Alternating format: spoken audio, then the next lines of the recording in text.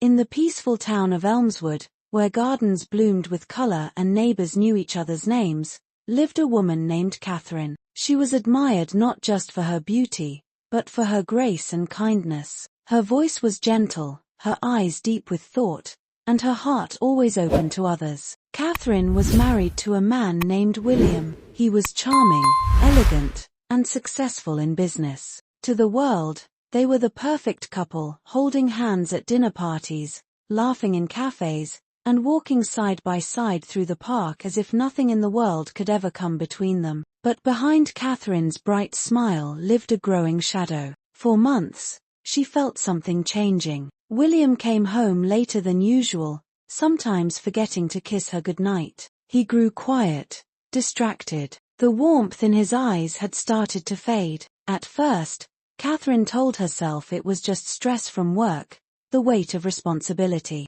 But deep inside, a whisper started to grow. One night, as rain fell gently against the windows, Catherine waited at the dinner table. The food had gone cold. William was 3 hours late. No calls, no messages, just silence. When he finally walked through the door, he looked tired, but not just physically. There was something in his eyes Catherine couldn't understand. A distance, a story untold. "Sorry, love," William said, placing his briefcase down. "There was a client emergency. I didn't want to worry you." Catherine nodded, forcing a smile. "It's all right. You must be tired." He kissed her forehead, but it felt more like routine than love. That night, Catherine couldn't sleep. She lay awake staring at the ceiling, memories of their early days rushing back, his surprise flowers, the long conversations under the stars, the way he once looked at her like she was his whole world. Where had that man gone?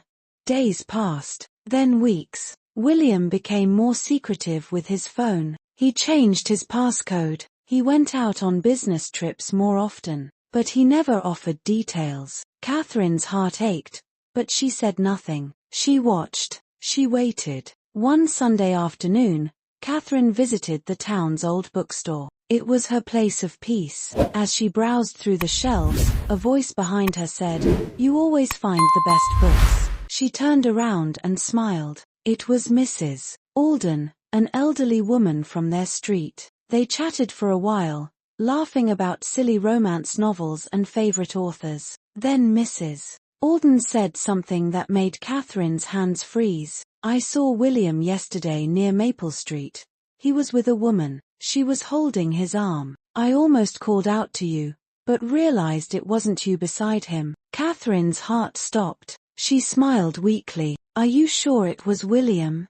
"Oh yes, dear. That sharp blue suit of his, no one else wears it quite like him." Catherine nodded, pretending it was nothing. But inside, something broke. That night, when William returned home, Catherine watched him carefully. He was calm, as if nothing had happened. He talked about work, asked her about her day, and even brought her favorite dessert. But Catherine no longer tasted sweetness. She waited until he fell asleep and then, quietly, she took his phone. He never let it out of his sight, but tonight, he had left it on the nightstand. Her hands trembled as she typed in his old password. It worked. What she found shattered her world. Dozens of messages, photos, voice notes, to and from someone named Amelia. Catherine read the words in silence. "I miss your arms. Last night was perfect. Do you think she suspects anything?"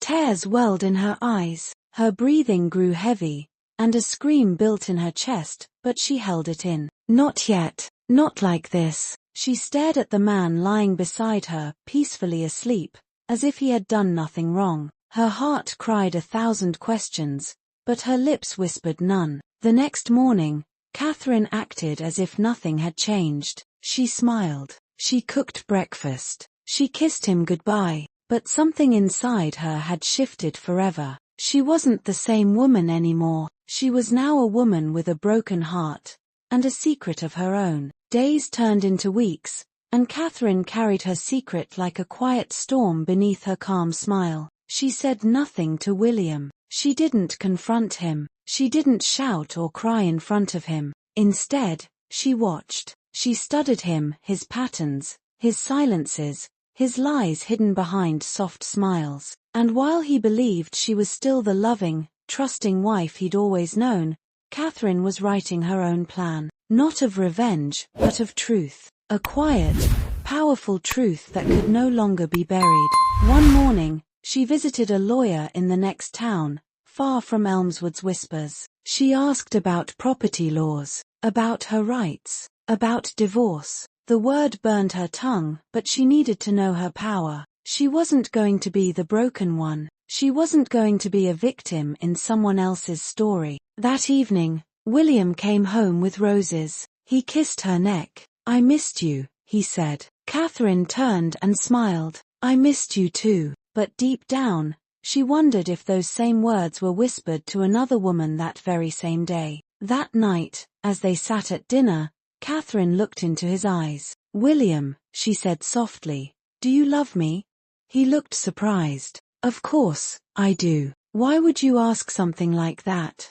She nodded slowly, just wondering. She didn't push. Not yet. The next day, she followed him. She dressed simply, wore dark glasses, and stayed far enough behind not to be seen. She watched him walk into a cafe near Maple Street. And then, there she was. A young woman with soft brown curls and bright eyes. Amelia. Catherine watched as William leaned across the table, touched her hand, whispered into her ear. It was like watching a part of her own life play out in another woman's face. But Catherine didn't cry. She simply turned around and walked away. Later that evening, William came home. He laughed, made jokes, and poured wine. He had no idea the world he had built on lies was about to crack open.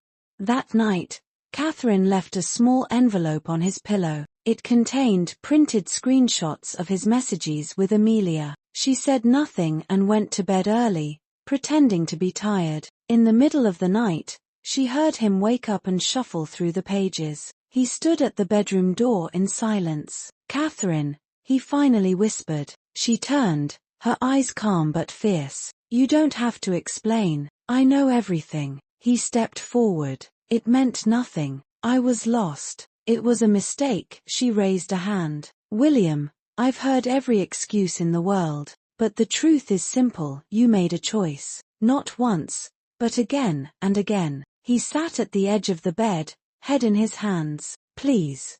I didn't want to hurt you." "But you did," she replied. "And you didn't stop.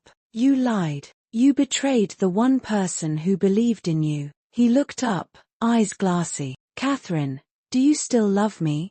There was a long silence. Then she answered, her voice firm. "I loved the man you once were, but the man you are now, I don't even know him." The next morning, Catherine handed him a letter. It was not a goodbye. Not yet. It was a letter of truth, every feeling she had buried, every wound he had left behind. "I'm going away for a few weeks," she said. "Not to run, but to breathe, to feel like myself again. Maybe I'll come back.